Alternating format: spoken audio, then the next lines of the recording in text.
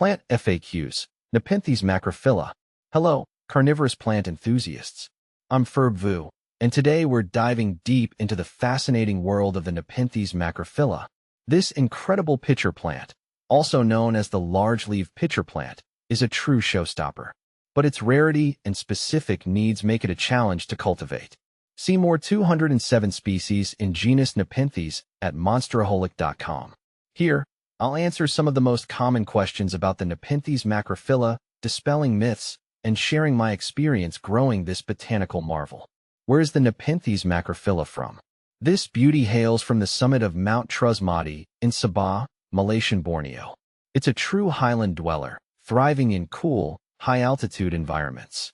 Sadly, its specific habitat makes it critically endangered due to poaching and habitat loss. How does the Nepenthes macrophylla differ from other pitcher plants?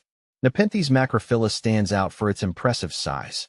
Its climbing vines can reach over 10 meters in length, and its namesake pitchers are some of the largest in the Nepenthes family. These specialized leaves are modified into fascinating traps, luring insects with vibrant colors and sweet-smelling nectar. Once an unsuspecting prey ventures inside, downward-pointing hairs and a slippery surface prevent escape. Digestive fluids then break down the insect, providing vital nutrients for the plant. Compared to lowland Nepenthes varieties, the macrophylla requires cooler temperatures, with significant day-night fluctuations. It also thrives in high humidity, mimicking its misty mountain home. Is the Nepenthes macrophylla difficult to grow? Yes. The Nepenthes macrophylla is known to be a challenging plant for beginner carnivorous plant enthusiasts.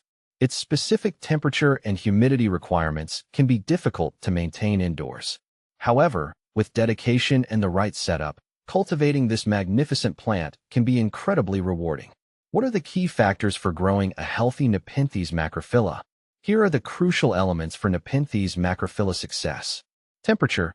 Aim for daytime temperatures between 66 to 75 degrees Fahrenheit, 19 to 24 degrees Celsius, and nighttime dips to 48 to 57 degrees Fahrenheit, 9 to 14 degrees Celsius.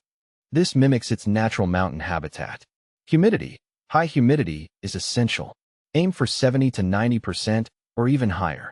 Terrariums or specialized growing chambers are often necessary. Light. Bright, indirect light is ideal. Avoid harsh, direct sunlight. Water.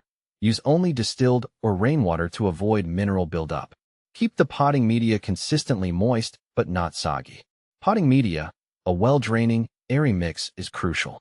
Sphagnum moss is a popular choice. Feeding.